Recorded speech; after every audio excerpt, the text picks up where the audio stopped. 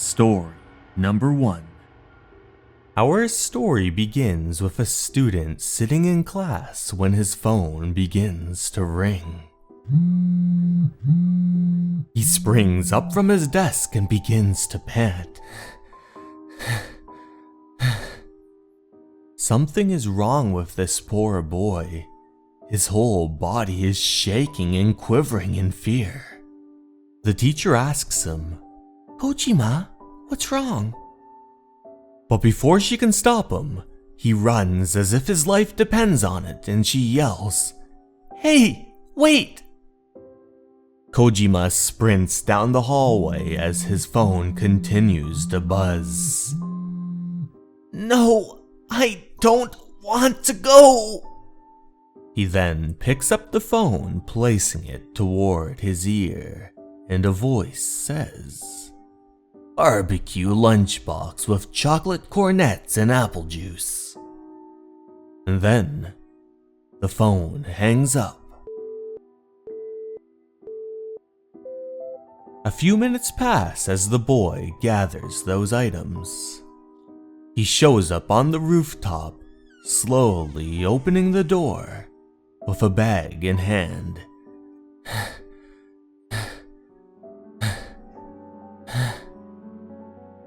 "You're late," the student says, and then he kicks him right in the gut. The tremendous blow causes the boy to fall down to the ground, and then the other student grabs the plastic bag in hand. "Damn, that's nice. Can you get him to deliver to me too?" "Nah, no way. He's all mine. Do you know how long it takes to whip a perfect slave into shape? One little phone call and he runs as quick as he can to get on his hands and knees for me. That one point has been imprinted into him, kind of like Pavlov's dogs. Watch this." The student picks up his phone, begins to dial, and places it against his ear. Then Kojima's phone begins to buzz. Buzzing from inside his breast pocket. The poor boy, shivering beyond belief, begins to stand up. He runs toward the other student, panting just like a dog. "Oh wow, that's awesome. Amazing, isn't he? Moving purely on a conditioned reflex. Alright, you can go back now." But Kojima doesn't move an inch. The student reiterates, "Hey, get lost." He continues to stand there in silence. And then he utters, "From tomorrow onwards, you won't be seeing me." Huh? Well, I don't really mind, but do you think you get to decide? He says as he taps a key on his phone. The phone then begins to buzz, and the boy trips over his own legs. They continue to laugh and bully poor Kojima. The next day, "I heard he skipped today. Guess he really won't be coming." "Nah, he'll show up, just like I trained him to." But as he dials the phone, he's not answering. But then, from down the stairwell, they hear creaks of someone coming toward them. "See? No way, he came from home? Hey, why didn't you answer your phone? I couldn't let you know what I wanted you to get. Come out already, you need some sense knocked into you?" someone slowly emerged from the shadows of the doorway. It was Kojima, but to everyone's dismay, he was missing his head. The two of them looked in disbelief. His head is, But then, Kojima began to run at his bully. Stay away! But it was too late.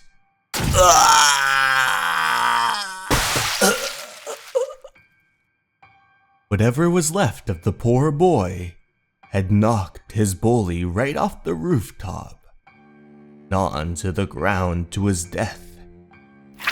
His body stood there, as blood splashed out everywhere. The bully's friend sat there in complete and utter shock. Meanwhile, back at Kojima's place, there was a path of blood that led into his house, up the staircase, and into his room. For you see, the blood was dripping from the handle where Kojima's head lay, strung along in a noose.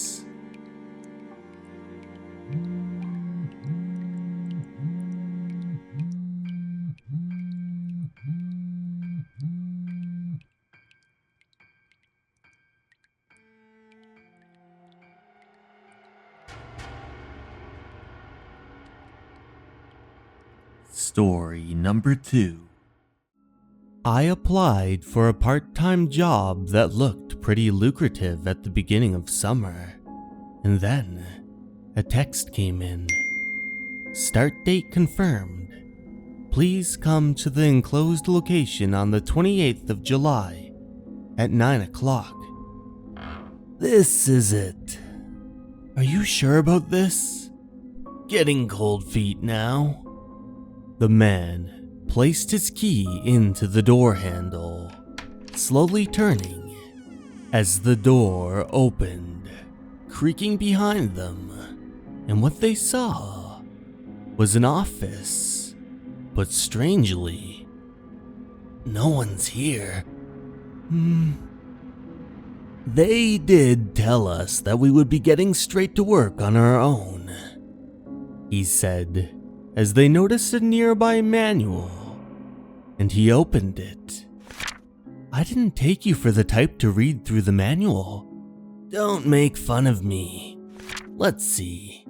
We here are a consultation center for the dead. Please lend your ears to any concerns that the deceased may have. Dead people? Yeah, right. But keep in mind, getting involved with the dead can be extremely dangerous. If you cross the line, you will be taken away. So please, keep all of your responses to strictly positive affirmations. Those who work here must never ask our callers any questions. No questions. As long as you adhere to this one rule, the job will go smoothly. What should we do? Guess we'll just have to get to work. You don't need to stick to me like glue. Look, there's a seat over there. And so, time went by as the man sat there patiently, until that silence was interrupted by a phone call. It continued to ring, over and over again, until finally, he answered. Hello, this is the Heart Call Center. Hear me. Can you hear me? Yes, I can hear you.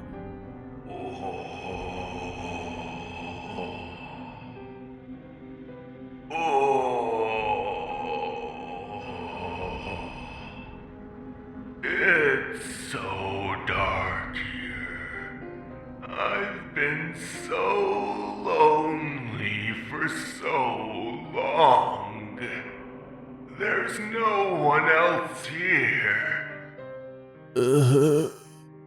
It feels like ages since I've talked with another person. Thank you.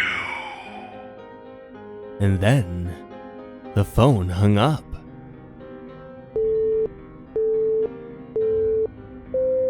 After that, the phone calls kept pouring in one after the other.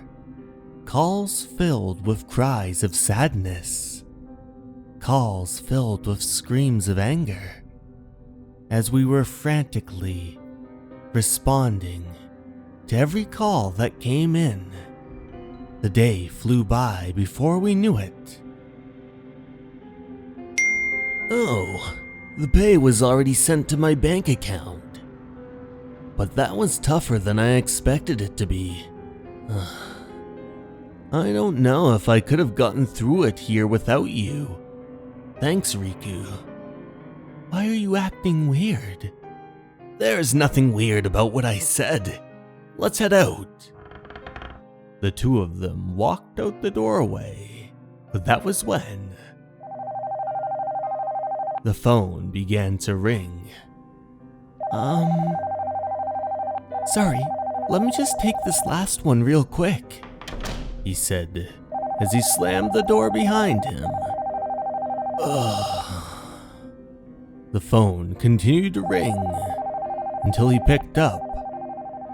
This is the Heart Call Center, a voice whispered.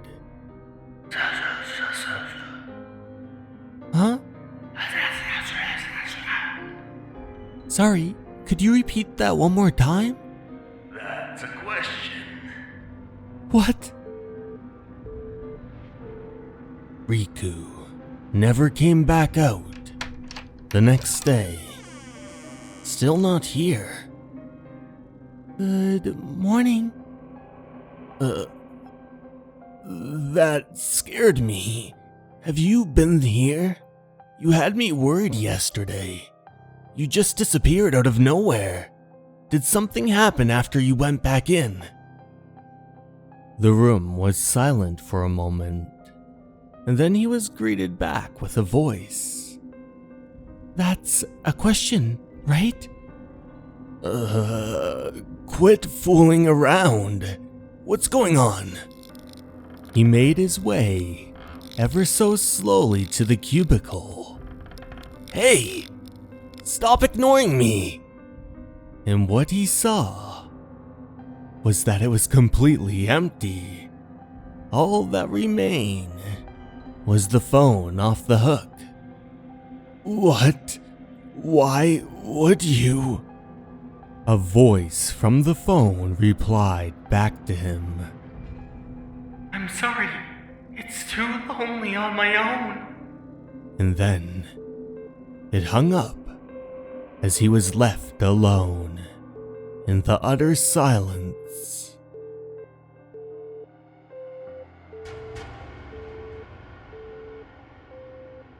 Story number 3. Our story begins with a miniature marvel unfolding as a parade of ants marches around, choreographed by nature's unforeseen hand. They form an intricate procession until some foot had completely squished them, obliterating their intricate formation in an instant. The air is filled with a cacophony of tiny crunches as the ants are mercilessly squished beneath the weight. This relentless threat is a young boy named Kanta. With each stomp of his foot, he callously crushes the tiny creatures beneath his heel, oblivious to the devastation he leaves in his wake. That's when his mother calls for him. Kanta, we're heading home! The boy rubs his shoe against the dirt once more, and then dashes toward his mother at a tremendous speed. When they finally get home, she says to him, "Put your shoes back properly." Kanta's gaze shifts downward toward his shoes as he observes the mangled bodies of the ants clinging to the soles of his shoe, a reminder of the havoc he brought upon their fragile world. And instead of showing any empathy, this is soon quickly overshadowed by an indifference as he claps his shoes together, dislodging the remaining bodies and sending them tumbling to the ground below. He walks into their house, toward the television set, and begins to laugh.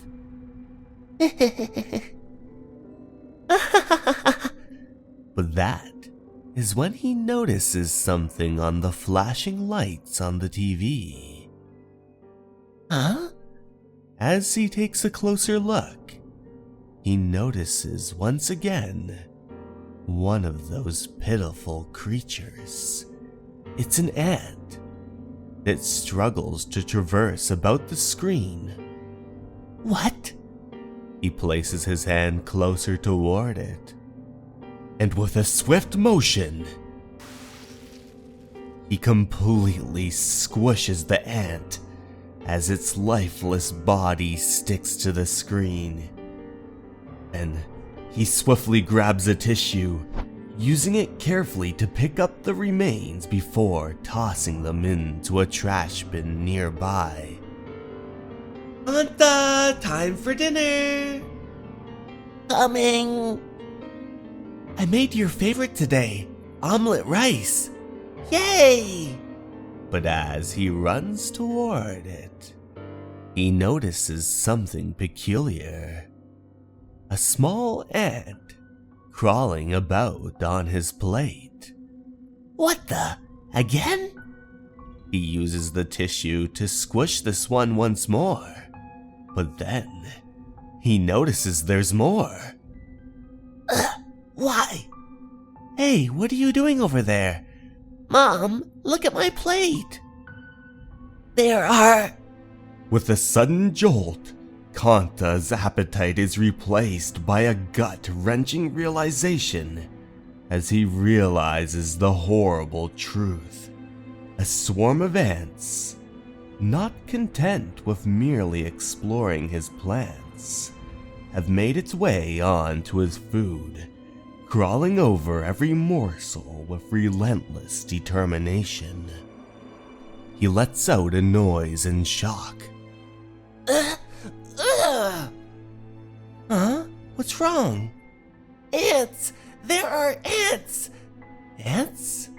But as he looks down, he realizes that they are all now gone, and all that remain is his favorite dish. What the heck? Jeez, what's gotten into you? You'd better hurry and eat before it gets cold.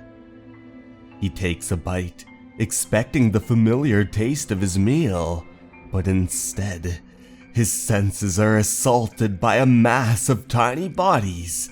In an instant, his mouth is overrun by a seething swarm of ants, their tiny legs scrambling all over his tongue. Shock and revulsion grip him as he realizes the extent of the intrusion. Each tiny creature, a grotesque reminder of the horrible things he once did to those creatures. He tries to gag them out as they tingle down his tongue. Kanta? He runs toward the sink, turning on the water and dousing his mouth underneath.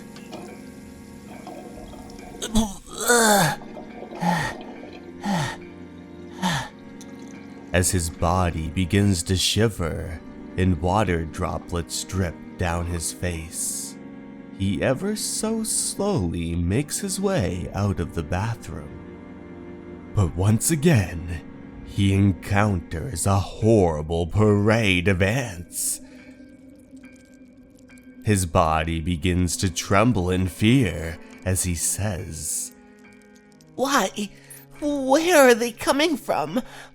What are they carrying? He takes a closer look as they shuffle about the floor, as he's still unable to identify what is in their mouths. Fear plagues his face as they begin to swarm about his body. He stomps about, but it's too late. They're now on his hands, too. In a sudden surge of panic, Kanta feels the ants crawling up his fingers, their tiny legs tickling his skin as they traverse his palms with alarming speed, and soon up his arms too. Horror grips him as he realizes their relentless advance, their intent clear, as they begin to emerge from a burrow in his arm.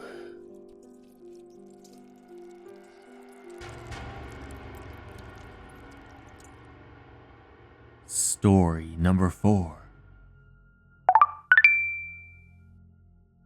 Oh, What's that?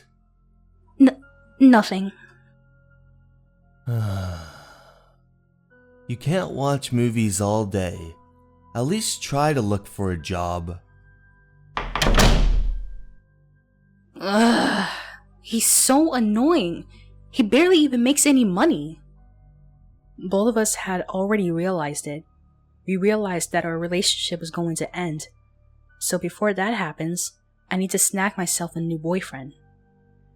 It says you love to hike and travel in your free time. I used to hike and travel a lot too. Oh really? Truth is, I haven't been able to get out too often recently. The only sights I get to see are in movies. Just like me. Shun and I got along surprisingly well, and we talked whenever we had a chance to. I had no idea what his face looked like, but we were a match made in heaven. I wonder what kind of person he is. Don't you think summer nights are perfect for ghost stories between couples? There was once a man who was unhappy. Oh, I guess he's starting. The man had 3 previous girlfriends he used to go out with.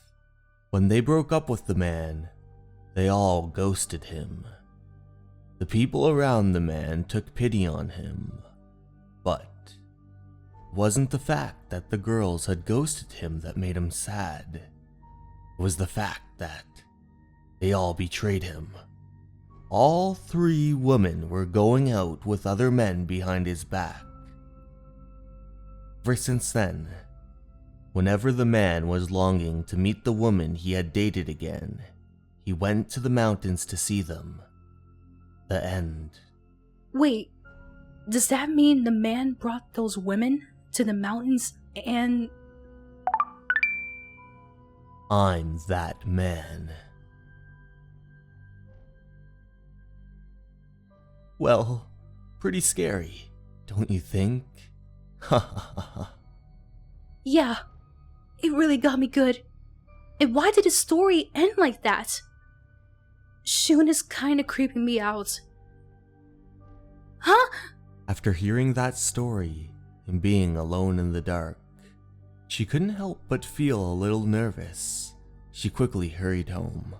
Next day at the supermarket, she was disturbed from shopping by a notification from her phone.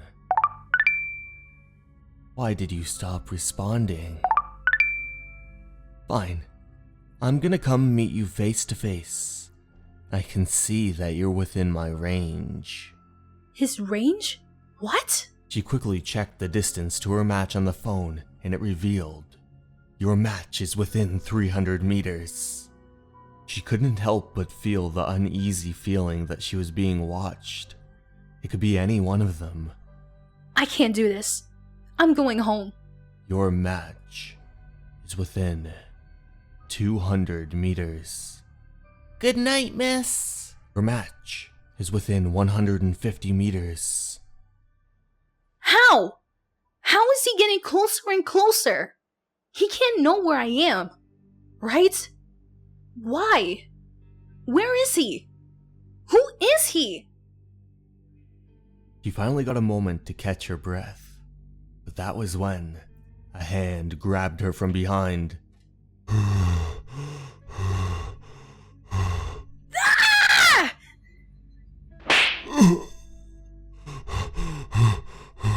Stay away from me! Wait! You dropped your handkerchief!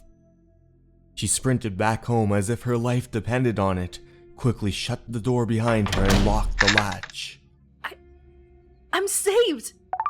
Your match is within 10 meters. No, it can't be. The door creaked open and a man emerged. Oh, it was just you. What? Are you sure that we can't meet? Then can you at least see what I really look like and tell me what you think? Here's my Lime ID. I look forward to you contacting me again when you've decided to go out with me. What is he talking about? She typed in the Lime ID, and who she found was Kyosuke. Huh? What the? Why is it? Must have confused their name on here. No. That's the name he sent me. Hey everyone, thank you so much for watching. I hope you enjoyed this story. I'd like to give a special thanks to my Patreons, Sarah DeJesus, Moto Surf, and Noah D. Thank you very much. I hope you all are having a great night, and remember, you're important and you matter. Goodbye.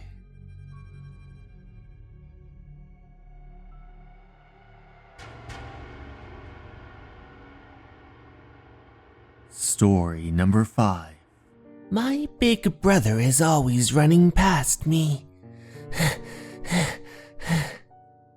Even on morning jogs. I can do this. But then, the poor boy stumbled across a pebble, falling to the ground and splattering against the asphalt. Are you okay? Here, let me see. Pain, pain, fly away. Don't treat me like a baby. Hey, watch out. Get off of me.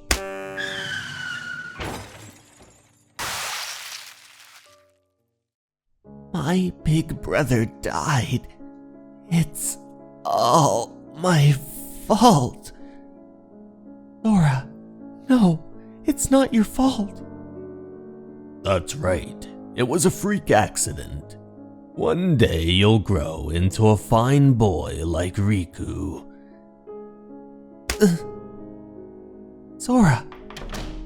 I can't blame him. He's always looked up to his brother.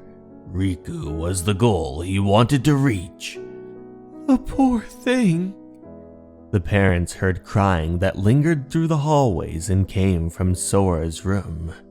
From inside, it appeared he was sniffling, until a revelation was revealed. He was not crying, but rather laughing, with a sinister smile forming across his face. It all went as planned. He's always been a nuisance. I remember a day from my childhood. I had gotten 98% on my test. I ran to show my parents, but when I had got there, there was Riku with 100% on his test. No matter how much effort I put in, no matter how hard I tried, what goals I achieved, I was never a match for him, If only you weren't here. That was no accident. I pushed my brother with the intention of killing him. That was when there was knocking at Sora's door. It was his father, he said. Sora, you have practice today. Can you make it? Yeah. And so, the two of them arrived at a judo school where Sora was face to face with his opponent. He slammed the kid to the floor with a tremendous force, pulling him over his back and slamming him once more. The instructor said, My, that Sora of yours, he sure is fired up. Your boy has a talent for this. Hearing that from a distance, Sora couldn't help but feel a little proud. But his father stood there with a solemn face and said, Riku would have been even more talented. Sir. Sora also heard that from a distance, as a distinct frown formed across his face. Later that night, Where is Sora? he went to the site of the accident again. That boy is so lonely. When Sora arrived at the site of the accident, he stomped on the memorial with a tremendous force, shouting, Damn you! Damn you! Even when you're dead, you get in my way! Pain. Sora looked over. It was his brother. Pain. His face was completely mangled, seeping and drooping toward the asphalt in which it had splattered against. His deceased older brother's mangled body began to stand and wobble about, moving closer toward him. I'm dreaming. Damn it, not another nightmare. Wake up, wake up. Pain. Pain. No. Lie away. He placed his hand against his younger brother's cheek. For you see, even in death, his older brother still deeply loved him and cared for him. Sora formed a solemn face that was almost melancholic and ashamed as he sat there at his brother's destroyed memorial.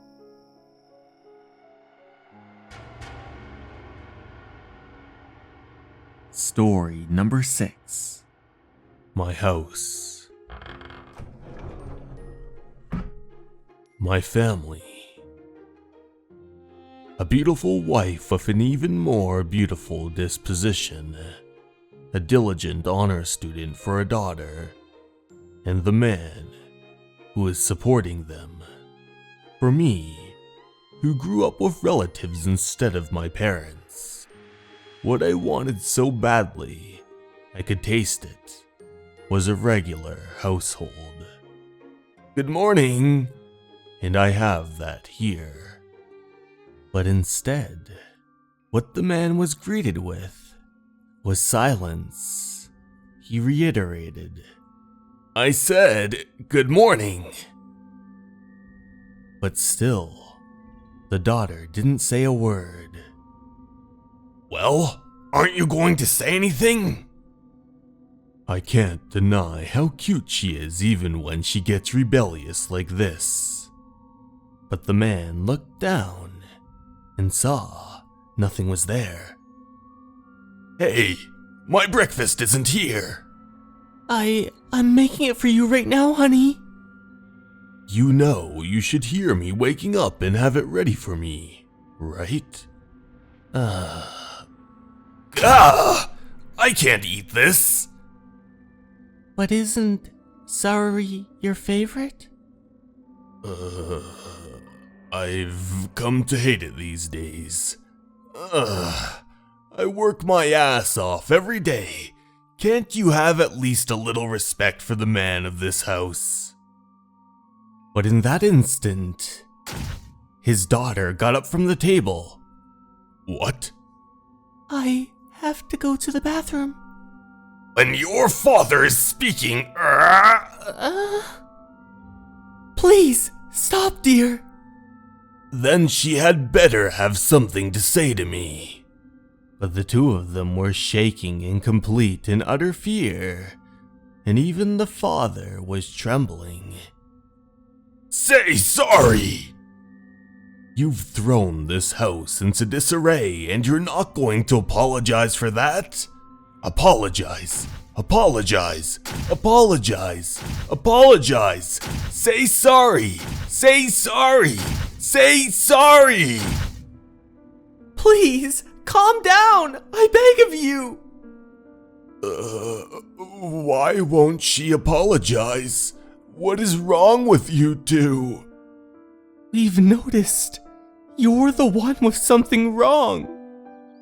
We wanted to sit down and have a proper discussion with you, but she said she was afraid that you were going to beat her. I apologize for that. But you see, hitting us because we won't do as you say isn't going to work now.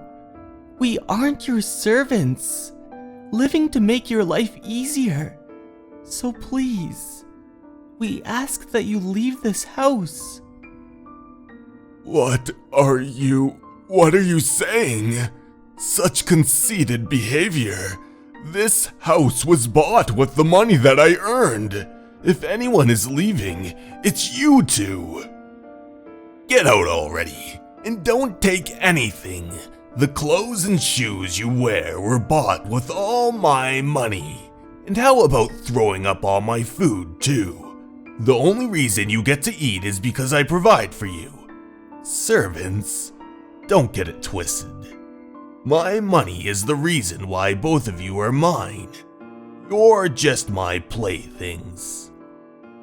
But then, the girl moved her hand over her mouth, but she could no longer control it. She began to laugh, and the father didn't know what to think. Then she explained. Aren't you glad, Mum? You called it, didn't you? You were so sure. And I was right. Though I had some regrets about it. We weren't even able to talk. One time before I had to put this into motion. Talk about what?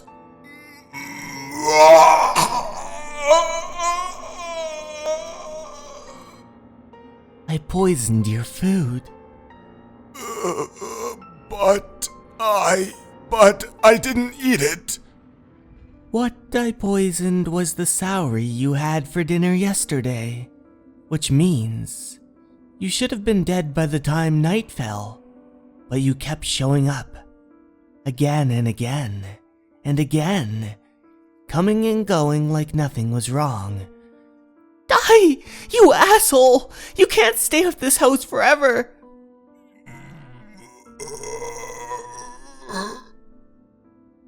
Shut the hell up! I have no idea what you're talking about.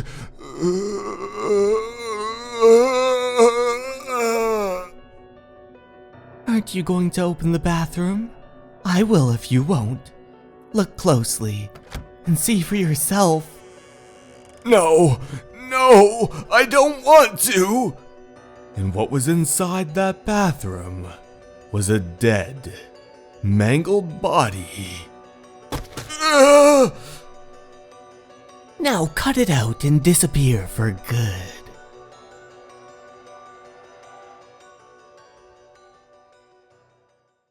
Hey everyone, thank you so much for watching. I'd like to take this time to give a very special thanks to my Patreons and YouTube members. Sarah De Jesus, Motosurf, Cleo, Minue, Hago, Andre Wolf, Voodoo, Louise V, and Alex S. Thank you so much everyone, and remember, you're important and you matter. Have a great night, everyone. Goodbye.